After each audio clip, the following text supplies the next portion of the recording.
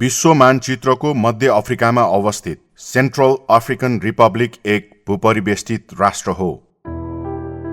सन् 1960 सम्म फ्रान्सको उपनिवेश रहेको यो देश स्वतन्त्र भए पश्चात हालसम्म पनि शान्त छैन।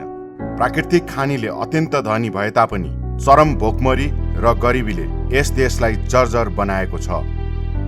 विभिन्न जात, धर्म र समूहहरूको नाममा 14वटा भन्दा बढी सशस्त्र विद्रोही संगठनहरूले यहाँको वैध सरकार विरुद्ध सशस्त्र द्वन्द्व गरिरहेका छन्।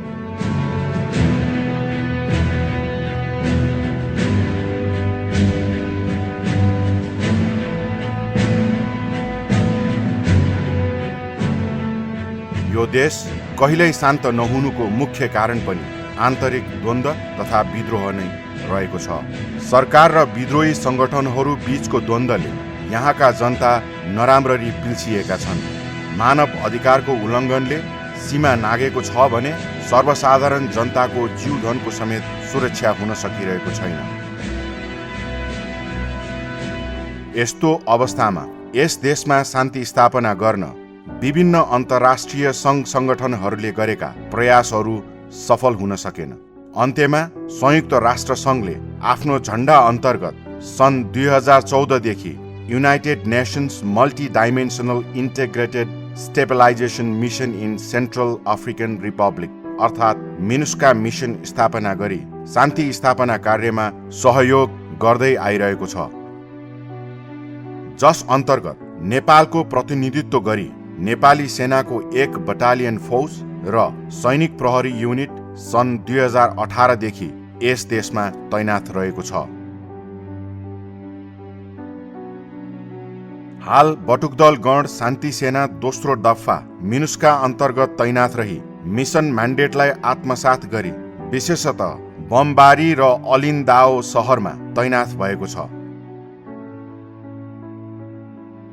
जनताहरूले प्रत्यक्ष रूपमा शान्ति सुरक्षाको महसुस गरून् भन्ने हेतुले नेपाली शान्ति सैनिकले आफ्नो कार्य कुशलतापूर्वक ढङ्गले सम्पादन गर्दै आइरहेको छ। यसको ज्वलन्त उदाहरण बिस्तारै जुरमुराइरहेको बमबारी र अलिन्दाओ सहर तथा त्यस सहरहरूमा आइरहेको सकारात्मक परिवर्तनहरूलाई लिन सकिन्छ। नेपाली शान्ति सैनिकहरूले अहोरात्र गरिरहेको निरन्तर पेट्रोलिङको कारणले गर्दा विद्रोहीहरूको गतिविधिमा कमी आइरहेको छ। बमबारी सहर हतियारमुक्त क्षेत्र घोषणा भइसकेको छ भने अलिन्दाओ सहर पनि हतियारमुक्त क्षेत्रतर्फ उन्मुख भइरहेको छ। अलिन्दाओ सहरको सरकारी सेना फाका र विद्रोही संगठन यूपीसीहरू रहेको बीच भागमा लगभग 1800 विस्थापित जनसङ्ख्या रहेको छ।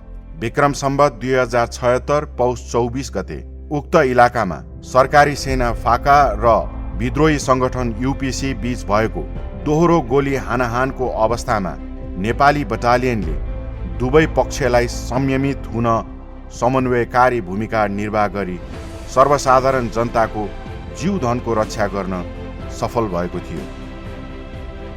दुवै पक्षले एक अर्कालाई फायरिङ गरिरहेको अवस्थामै नेपाली शान्ति सैनिक तत्काल परिचालन भई दुवै पक्षलाई फायरिङ रोक्न बाध्य पारी सुझबुझका साथ मिसन म्यान्डेटको पूर्ण पालना गरी ठुलो नरसंहार हुनबाट जोगाउनुको साथै स्थितिलाई आफ्नो नियन्त्रणमा लिएको थियो। उक्त घटनामा 2 जना सरकारी सेना फाकाको मृत्यु भएको थियो।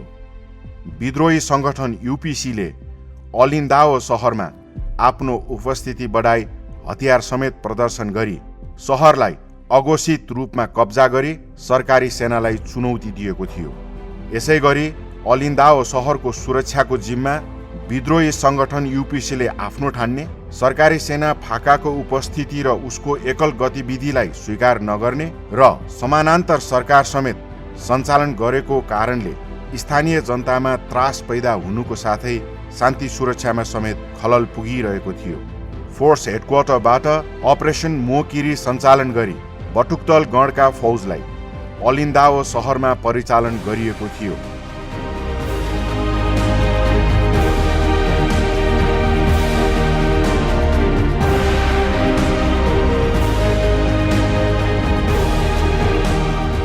आदेश प्राप्त हुनासाथ बटुकदल गणले आफूसँग भएको आधुनिक स्रोत, साधन र उपकरणहरूको प्रयोग गरी स्थितिलाई आफ्नो नियन्त्रणमा लिएको थियो, जसको कारणले गर्दा कुनै पनि मानवीय तथा भौतिक क्षति हुन पाएन।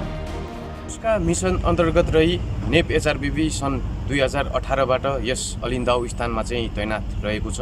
दैनिक रूपमा रोबस्ट र एग्रेसिभ पोस्चरमा सञ्चालन गरिने भिगोरियस र एग्रेसिभ पेट्रोलिङ र हाम्रो असरदार डिटरेन्सको प्रभावले सशस्त्र विद्रोही समूह यूपीसीको बलियो पकड भएको एक स्थान अलिन्दाउ हो, जसमा विगत 6 वर्षदेखि विद्रोही समूहले खडा गरिराखेको 2वटा चेक पोइन्ट, अलिन्दाउको इन्ट्री र एक्जिट चेक पोइन्ट र मुख्य बजारमा रहेको थप एक पोस्ट चाहिँ हटाउन हामी नेप एचआरबिबी सफल भएका छौँ।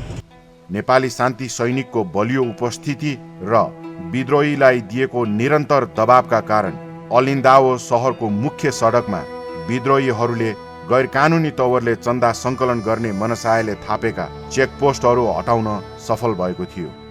यसै गरी विद्रोहीहरूको हेडक्वार्टर रहेको 2वटा भवन उनीहरूको कब्जाबाट खाली गराउन, उनीहरूको कमान्ड क्षेत्र हटाउन र सहर इलाकामा खुल्लमखुल्ला रूपमा हतियार बोकेर हिडडुलमा प्रतिबन्ध लगाउन नेपाली शान्ति सैनिक सफल भएको थियो। Spéciale népalaise qui est là. Et étant donné qu'on dit la discipline est la force première de l'armée, je crois que la discipline c'est une armée très bien disciplinée, organisée, dans tous les sens. Je dis disciplinée parce que vous n'allez pas rencontrer les éléments dans les quartiers. Ils sont toujours au camp, prêts à tout faire. Et quand le besoin se fait sentir, ils répondent promptement et ils ont les capacités de démantèlement des barrières. Mais nous disons merci à cette armée qui est venue voler à notre secours au prix de sacrifice de leur vie. Et nous remercions très sincèrement le gouvernement népalais pour cette force qu'il a mis à notre disposition pour nous aider à sortir de cette crise que la population les apprécie. C'est pourquoi notre souhait, c'est qu'ils restent encore avec nous pour nous aider à sortir de cette crise. La recommandation, c'est une armée, nous n'allons pas leur dicter. Les forces népalaises, ils ont enlevé les groupes des armées à l'entrée et à la sortie. Je vois que la ville elle est calme, puis à la libre circulation.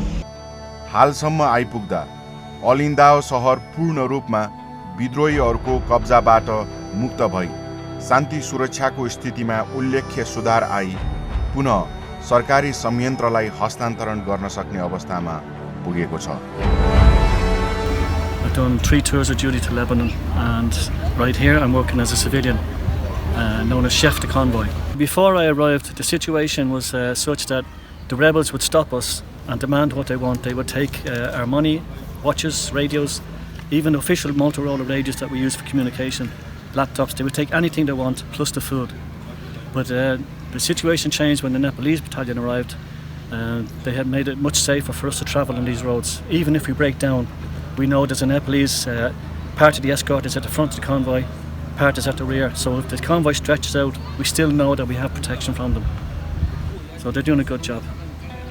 यसै गरी अलिन्दाओ सहरबाट करिब 621 kilometre उत्तरमा अवस्थित एन्डिली भन्ने स्थानमा विद्रोही संगठन एफपीआरसीले विक्रम सम्वत 2077 वैशाख 17 गते स्थानीय रोहिङ्गा समूहका सर्वसाधारण बासिन्दामाथि आक्रमण गरी करिब 21 जनाको हत्या गर्नुका साथै 51 जना घाइते तथा करिब 1000 जनालाई विस्थापित गरेको थियो।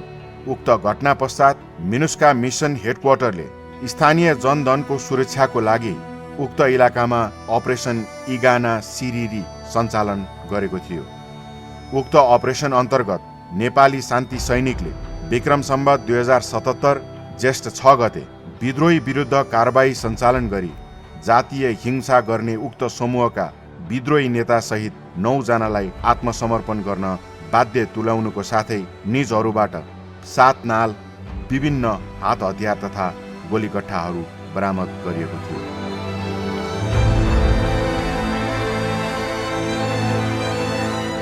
जातीय समूहबीच द्वन्द्व भई नरसंहारको अवस्था नआओस् भन्ने उद्देश्यले कोभिड-19 को महामारीको अवस्थामा समेत नेपाली शान्ति सैनिकहरूले मिसन हेडक्वार्टरले दिएको जिम्मेवारीहरू तदारुकताका साथ सम्पादन गर्दै आइरहेका छन्। विद्रोही समूह विरुद्ध बटुक दल गणद्वारा लक्षित उक्त कारबाहीले स्थानीय जनतालाई सुरक्षा प्रतापवती दिलाउनुको साथै विस्थापितहरू फिर्ता भई दैनिक जनजीवन सामान्यतर्फ अघि बढिसकेको छ। Auparavant, nous vivrons dans beaucoup de difficultés. C'est par rapport à votre assistance, nous vivons librement ici à Linda.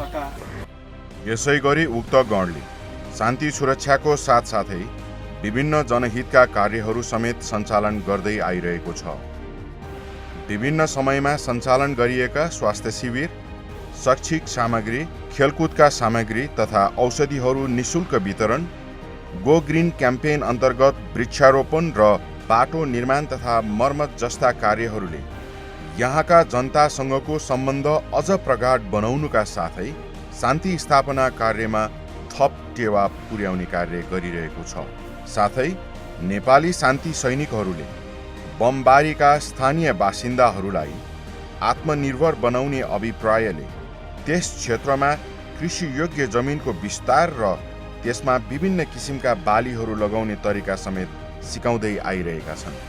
Nepali शान्ति सैनिकहरूले गरेका जनहितका कार्यहरू तथा शान्ति स्थापनार्थ विद्रोही विरुद्धका कारबाहीहरूबाट प्राप्त उपलब्धिको स्थानीय जनता, सरकारी निकाय र मिसन हेडक्वार्टरद्वारा नेपाली शान्ति सैनिकहरूको मुक्त कण्ठले प्रशंसा गरेका छन्। आगामी दिनहरूमा समेत यस क्षेत्रमा आइपर्ने सम्भावित विभिन्न विद्रोही क्रियाकलापहरू नियन्त्रण र शान्ति स्थापनाको लागि नेपाली शान्ति सैनिकहरू निरन्तर प्रयासरत रहनेछन्।